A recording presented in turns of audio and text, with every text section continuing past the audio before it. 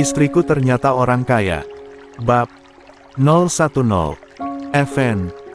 Evan yang membawanya ke villa pribadinya. Yasmin memegang kepalanya.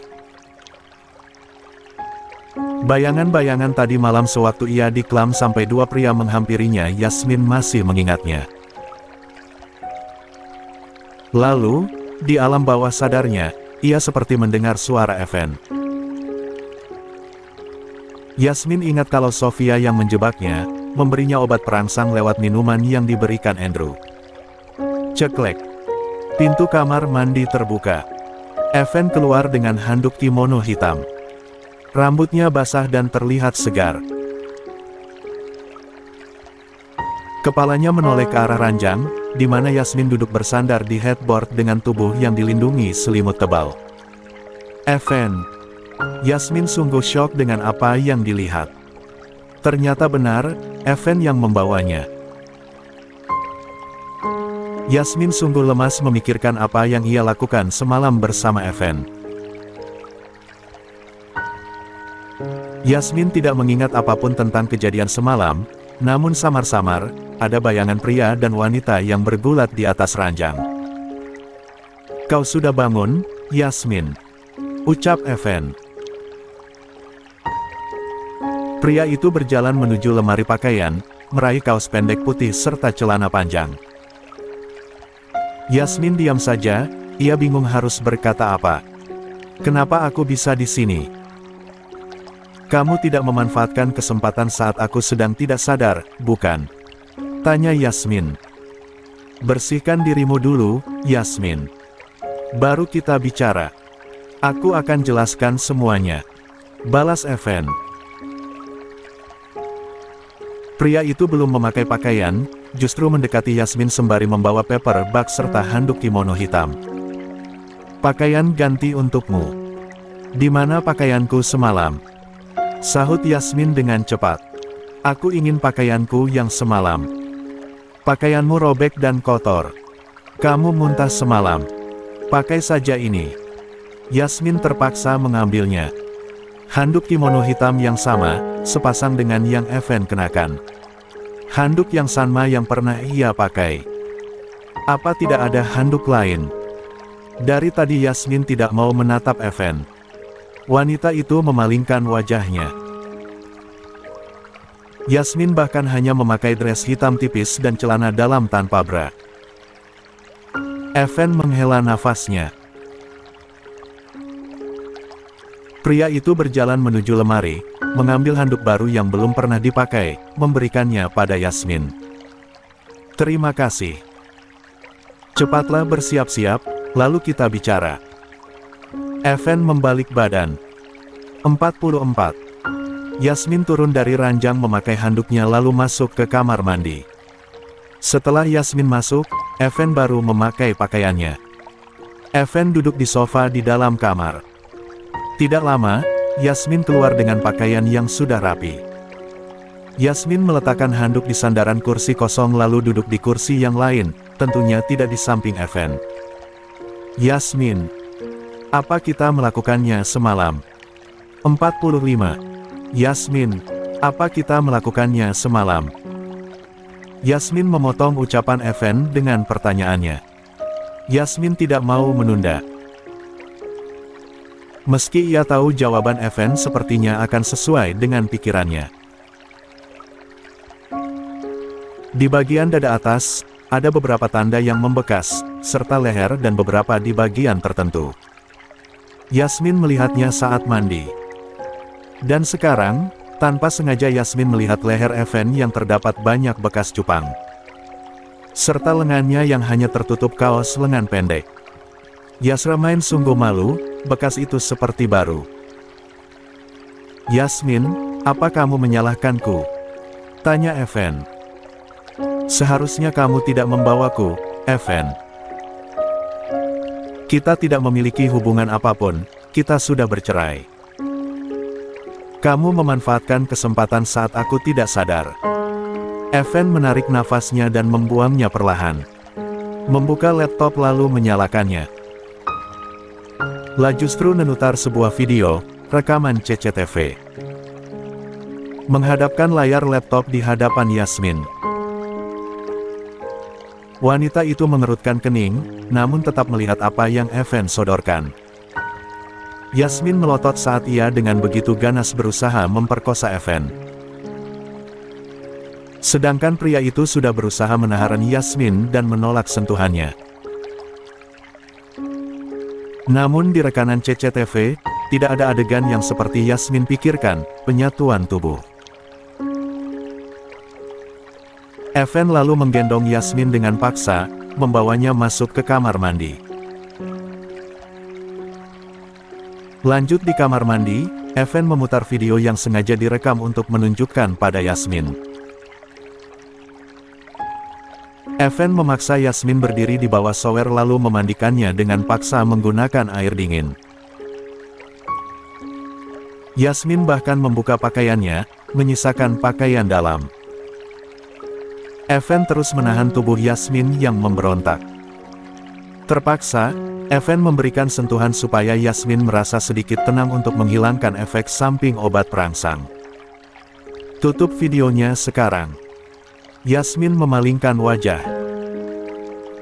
La tidak mau melihat apa yang ia dan Evan lakukan.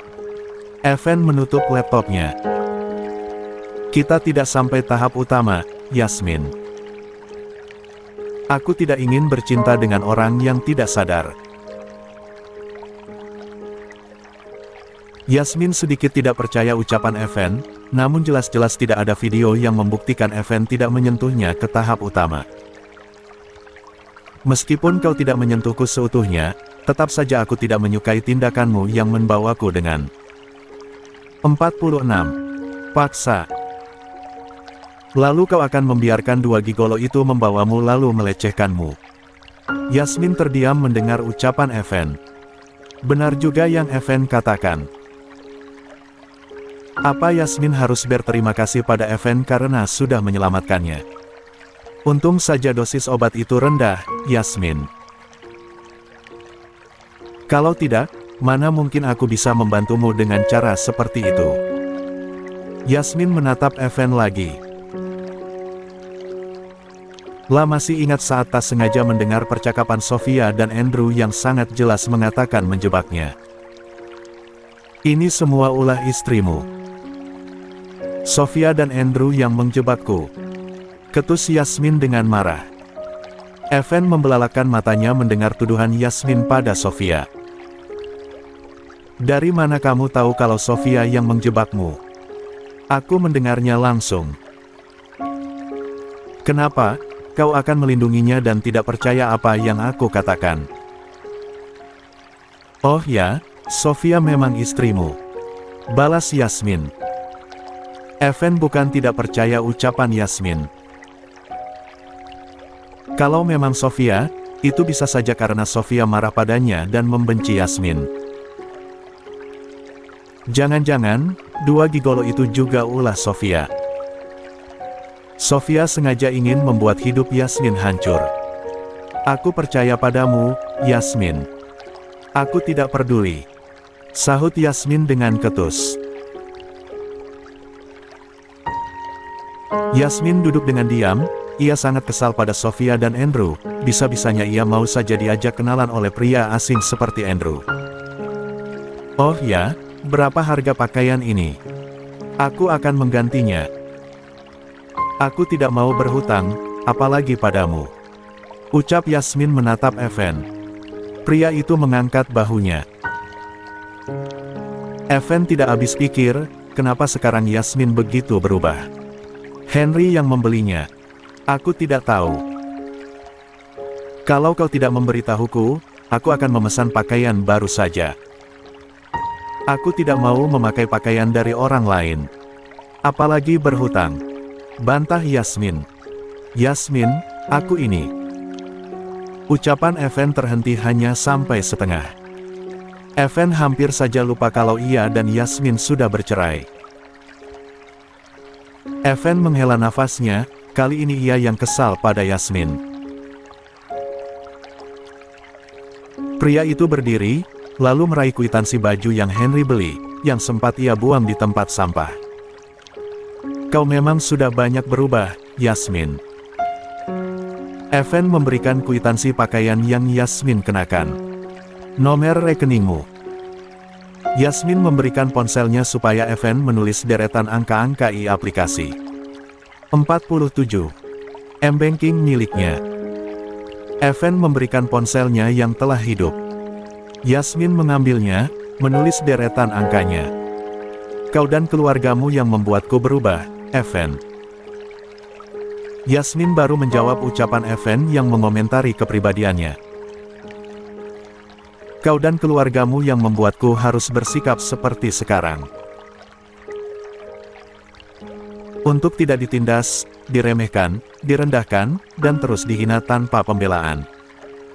Evan kini diam. Pria itu sadar, yang keluarganya lakukan terhadap Yasmin memang sangat menyakitkan. Yasmin datang masuk ke dalam keluarga Christophe bersama dirinya.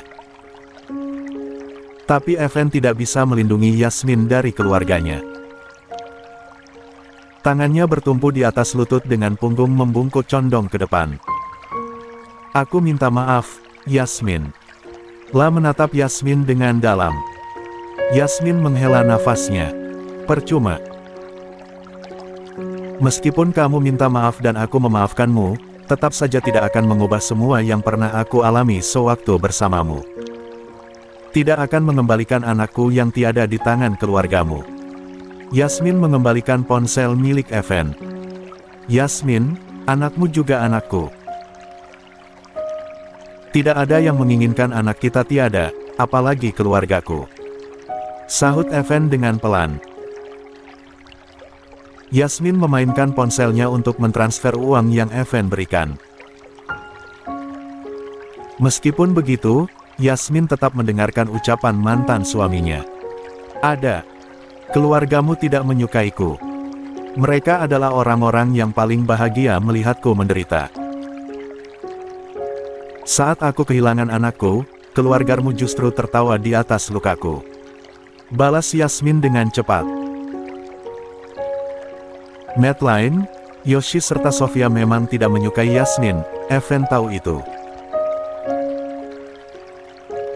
Tapi Evan tidak tahu, kalau keluarganya tidak menginginkan anak yang seharusnya dilahirkan Yasmin. Bukan hanya mereka, tapi kamu juga bersalah. Di antara mereka, kamulah orang yang paling kejam yang aku kenal, Evan. Yasmin menatap Evan. Kamu membiarkan seorang wanita lemah yang mempertaruhkan nyawanya untuk anakmu, dihina dan dicaci di rumah sakit, karena tidak bisa membayar biaya rumah sakit. Aku pikir meskipun tidak mencintaiku, kamu masih memiliki hati untuk mengeluarkanku dari rumah sakit. Setelah aku menolak kompensasi darimu dan menandatangani surat cerai. Hubungan kita benar-benar putus, bahkan sepeser pun uang kamu tidak rela keluar untukku. Evan tersentak kaget mendengar ucapan Yasmin. Pria itu duduk tegap, Evan masih ingat kalau ia menyuruh Henry membayar biaya rumah sakit Yasmin. Bagaimana bisa Yasmin berkata kalau ia sangat kejam karena tega membiarkannya ditahan di rumah sakit, bahkan dicaci dan dimaki? Yasmin, kamu salah paham. Aku menyuruh Henry untuk mengurus semua keperluanmu di rumah sakit. Sahut Evan. Nyatanya begitu. Kalau saja ayahku tidak datang, aku sudah menjadi tahanan di sana. Kalian tidak perlu repot-repot. Biarkan Henry yang mengurusnya. Jawab Evander. 48. Evan, kamu tidak percaya pada ibumu sendiri. Marma akan mengurus Yasmin sampai keluar dari rumah sakit. Lagi pula, Mama juga harus bertanggung jawab bukan? Yasmin sakit karena mempertaruhkan nyawanya demi keturunan Christophe. Ya, meskipun bayinya tidak selamat. Jawab Madeline. Evan baru ingat kalau Madeline yang memaksa mengurus Yasmin selama di rumah sakit. Evan berdiri, beralih duduk di sebelah Yasmin. Wanita itu menggeser posisi duduknya memberi jarak untuk Evan. Kedua tangan Yasmin bertumpu di atas paha dengan tubuh dicondongkan ke depan. La menoleh ke arah lain. Yasmin, aku sungguh tidak tahu kalau kamu diperlakukan seperti itu. Kamu salah paham padaku, meskipun kita bercerai, aku peduli padamu, Yasmin. Yasmin menatap Evan. Sudahlah, semuanya sudah berlalu. Semua itu hanyalah masa lalu, Evan. 49. Yasmin, aku sungguh tidak tahu kalau kamu diperlakukan seperti itu. Kamu salah paham padaku, meskipun kita bercerai, aku peduli padamu, Yasmin. Yasmin menatap Evan. Sudahlah, semuanya sudah berlalu. Semua itu hanyalah masa lalu, Evan. Ucap Yasmin. Evan terdiam. La tidak lagi membantah Yasmin karena percuma, Yasmin sudah terlalu kecewa padanya. Evan tidak berharap kembali pada Yasmin, karena Yasmin sekarang sudah berbeda jauh dari sebelumnya. Selera Yasmin bukan lagi seorang Evan Christophe. Evan menunduk. Semuanya memang sudah berlalu, Yasmin. Tapi harus kamu tahu, aku tidak mencintai Sofia. Aku memiliki alasan menikah dengan Sofia, dan itu bukan cinta.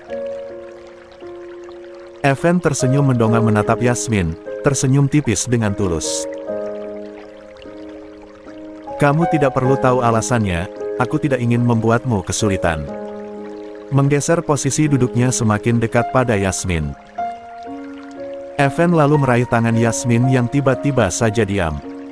Yasmin. Jika suatu saat kamu tidak pernah melihatku lagi, apa kamu akan mencariku? Evan tiba-tiba bertanya sesuatu yang membuat Yasmin tidak paham. Evan seolah sedang berada dalam masalah besar, dan tidak memiliki jalan keluar. Seolah sedang memberi isyarat bahwa ia akan pergi jauh. Evan, kamu bicara apa sih? Sahut Yasmin kebingungan. Bukan hanya bingung karena pertanyaan Evan. Tapi juga kenapa ia harus mencari Evan, tidak dicari saja, Evan selalu muncul tiba-tiba. Dunia memang sempit. Tidak ada, lupakan saja Yasmin. Aku tahu, kamu tidak akan peduli lagi padaku. Balas Evan. Ya, tentu saja. Kita sudah tidak memiliki hubungan apapun, alangkah baiknya jangan mencampuri urusanku dan aku tidak akan mencampuri urusanmu. Sahut Yasmin. Meraih tas miliknya di atas meja, Yasmin lalu berdiri. Tiba-tiba saja Yasmin teringat pada dinding kamar itu, ia menoleh ke atas. Kita sudah bercerai, untuk apa kamu masih menyimpan foto itu? Takutnya sewaktu-waktu istrimu datang ke sini dan melihatnya, dia akan menyalahkanku lagi. Evan menatap atas, tepat pada foto nikahnya bersama Yasmin. Tidak ada wanita yang pernah datang ke sini kecuali kamu, Yasmin. Yasmin seketika tertegun. Apa yang Evan katakan benar. Tidak ada wanita yang Evan bawa ke villa kecuali dirinya. Apa Yasmin harus bangga dengan pengakuan mantan suaminya? Yasmin melangkah pergi. Sebelum menarik handle pintu, ia berhenti sejenak. Yasmin menoleh ke belakang. 50. Menatap Evan yang menatapnya dengan tatapan kosong. Terima kasih sudah menolongku. Aku berhutang budi padamu. Kalau kau butuh bantuan, katakan saja secepatnya. Aku tidak mau lama-lama menanggung hutang padamu. Permisi. Ucap Yasmin. Handle pintu ditarik, Yasmin lalu keluar. Wanita itu benar-benar pergi, meninggalkan Evan dengan kekosongan hatinya. Setelah Yasmin pergi, Evan meraih tisu lalu memuntahkan cairan merah. Berjalan ke arah meja nakas, menarik laci lalu mengambil sebuah botol kecil, mengeluarkan beberapa butir obat terakhir lalu meminumnya dengan segelas air putih. Pria itu melempar botol beserta tisu ke dalam tempat sampah dan duduk kembali. Yasmin keluar dari villa, udara pagi yang segar membuat Yasmin beberapa kali menarik nafasnya lalu membuangnya perlahan. Yasmin berniat untuk memesan taksi, namun belum sempat, sebuah mobil yang Yasmin kenal tiba-tiba mendekat. Renal. Benar saja, mobil hitam itu berhenti lalu Renal turun dengan langkah cepat dan tergesa-gesa. Yasmin, apa kau baik-baik saja? Aku sangat khawatir padamu. Semalam aku ketiduran, aku tidak tahu kau menelponku. Ucap Renal dengan nada khawatir. Aku baik-baik saja, Renal. Dari mana kau tahu aku ada di sini? Balas Yasmin. Renal diam beberapa saat baru menjawab. Aku melacak keberadaanmu karena kamu tidak menjawab teleponku. Untung saja ponselmu aktif. Jawab Renal. Yasmin menganggukkan kepala dengan percaya akan jawaban Renal. Yasmin ingin segera pergi dari villa, di mana banyak putaran bayangan masa lalu berkeliaran di pikirannya. Yasmin sungguh masih tidak menyangka kalau ia akan datang lagi ke Villa Even. Yang lebih membuatnya syok, apa yang ia dan Even lakukan semalam seakan membuka masa lalu yang ia tutup rapat. Ayo kita segera pergi, Renal. Ajak Yasmin. Ya. Masuklah ke dalam mobil. Jawab Renal. Yasmin langsung berjalan menuju mobil lalu masuk. Renal lega karena Yasmin baik-baik saja. Pria itu mengeluarkan ponselnya lalu menghubungi seseorang. Terima kasih sudah menolong dan menjaga Yasmin semalam. Pria itu lalu menutup telepon, menyusul Yasmin masuk ke dalam mobil. Beberapa jam yang lalu. 51. Jam setengah 3 dini hari, Renal baru terbangun dari tidurnya. Pria itu meraba nakas untuk mencari ponsel, mengecek jam berapa. Dengan mata yang masih sayu, akhirnya terbelalak begitu melihat jam yang menunjukkan pukul setengah 3, ditambah banyak sekali pesan dan panggilan tak terjawab dari Yasmin. Astaga, aku ketiduran. Aku lupa menjemput Yasmin. Pria itu beranjak bangun. Renal mengecek pesan-pesan yang Yasmin kirim. Betapa terkejutnya ketika membaca pesan yang Yasmin kirim, Yasmin sedang dalam masalah. Yasmin dijebak. Gawat. Kenapa aku tidak dengar teleponnya? Gerutu pria itu, akhirnya menghubungi Yasmin balik. Namun tidak diangkat. Sialan.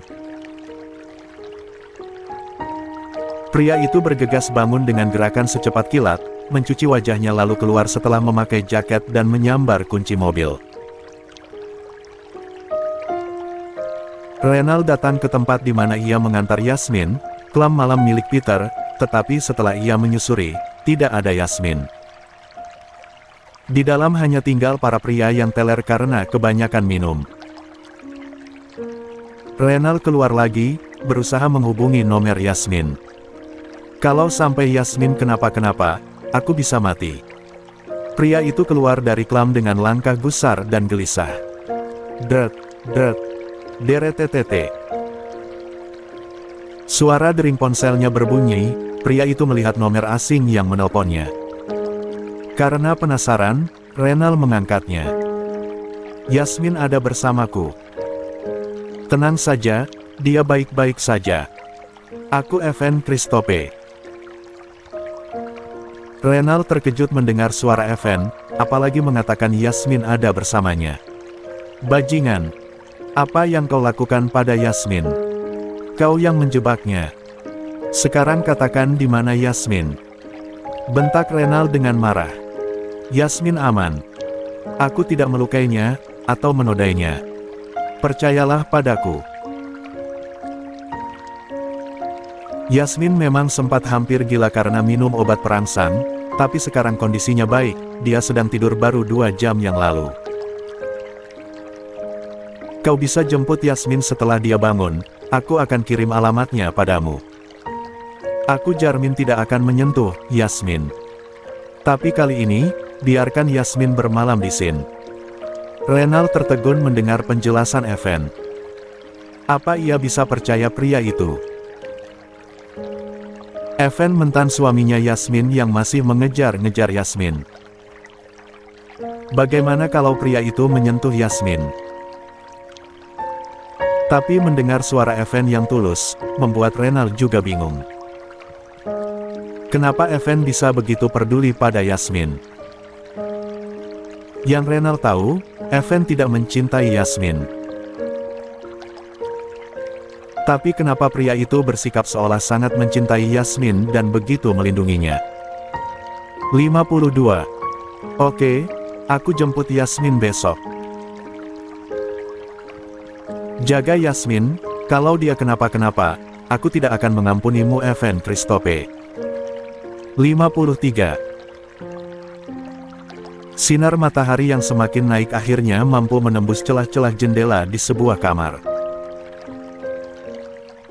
Sofia membuka matanya, seluruh persendiannya terasa pegal dan remuk.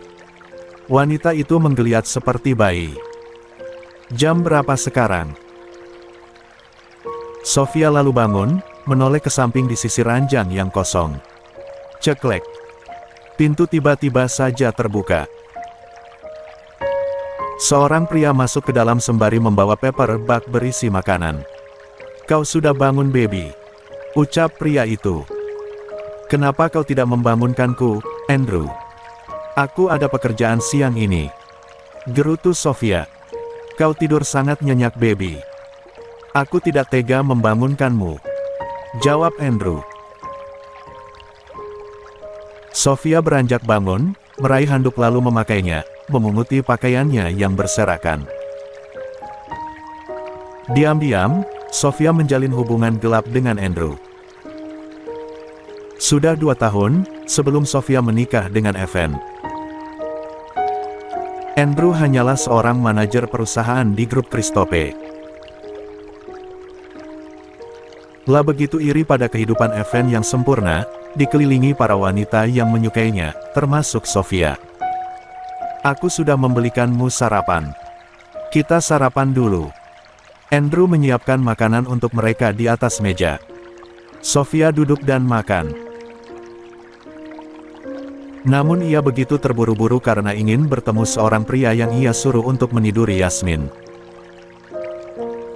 Kapan kau bercerai dari Evander Christophe? Pria itu sama sekali tidak mencintaimu, bahkan tidak pernah menghargaimu, baby. Ucap Andrew. Andrew sebenarnya sangat kesal dan sempat marah karena Sofia lebih memilih menikah dengan Evan. Bahkan Sofia begitu tergila-gila untuk menikah dengan Evan. Jelas-jelas, Evan sudah menikah dengan Yasmin secara rahasia. Evan selalu menjaga dirinya terhadap para wanita yang menatapnya dengan memuja. Evan seolah sedang menjaga hatinya untuk tidak terpikat pada wanita lain. Dan Andrew tahu, kalau Evan sangat mencintai Yasmin, bahkan saat Yasmin masih bekerja di grup Christophe, Evan selalu melindunginya. Andrew, memangnya kapan aku pernah berkata akan bercerai dari Evan? Balas Sofia. Bercerai dari Evan sepertinya Sofia harus pikir matang-matang. Kondisi keuangan keluarga Brooklyn sedang tidak baik-baik saja, Sofia butuh Evan untuk menghidupi kebutuhannya. Sedangkan bersama Andrew, meskipun Andrew selalu mengerti dirinya dan akan melakukan apapun untuk dirinya, Andrew hanyalah seorang manajer di grup Christophe.